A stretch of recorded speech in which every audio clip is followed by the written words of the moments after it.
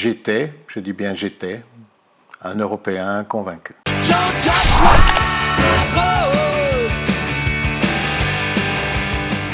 Le drapeau européen compte 12 étoiles. Comme les étoiles dans l'univers, l'Europe est née du chaos. Du chaos créé par des conflits monstrueux. Mais comme les étoiles, les soleils, elles étaient aussi destinées à apporter chaleur, respect et démocratie aux peuples qui s'étaient écharpés pendant des siècles. Comme les étoiles, elles étaient aussi destinées à apporter la prospérité et le développement. Comme les étoiles, elles étaient censées organiser autour d'elles des systèmes harmonieux et stables, des idéaux d'unité, de solidarité et d'harmonie retrouvés entre les peuples d'Europe. Bravo, c'était magnifique et ambitieux. La paix, enfin, après des années, des siècles de conflits interminables, incessants, et finalement totalement idiots parce que tout s'est toujours terminé autour d'une table avec des gens qui signaient des accords. Mais ça a coûté la vie à tellement de gens, comme toutes les guerres.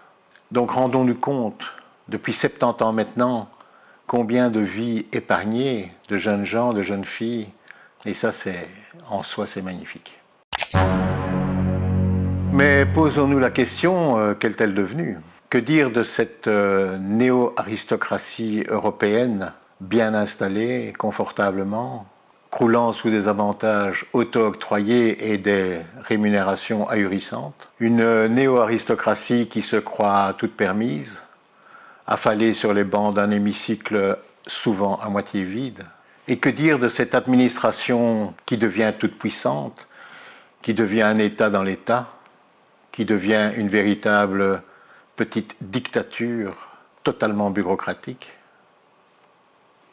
à la tête de laquelle une valkyrie hors contrôle prend des décisions, des attitudes et s'engage au nom des nations dans toutes sortes de conflits, alors qu'elle n'a pas le droit de le faire.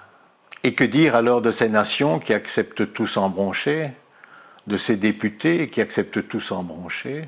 Avez-vous vu beaucoup d'opposition ces derniers temps à ces décisions qui ne devraient pas être prises sans l'accord des peuples, sans l'accord des nations, sans l'accord des députés que nous allons élire?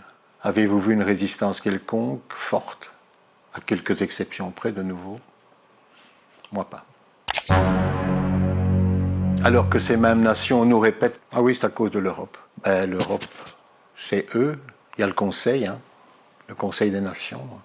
Ils peuvent décider d'autre chose à tout moment et forcer l'Europe à travailler autrement. L'Europe, c'est nous, c'est vous et moi.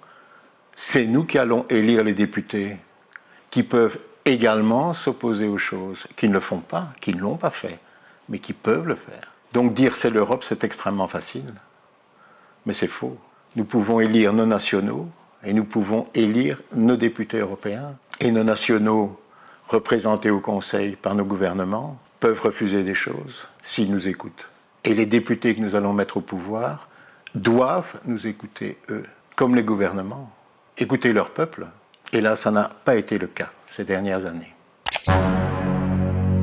En conclusion, je dirais que l'Europe, hélas, n'est plus un symbole d'unité. Quand vous regardez les influences des pays les uns sur les autres et les disputes.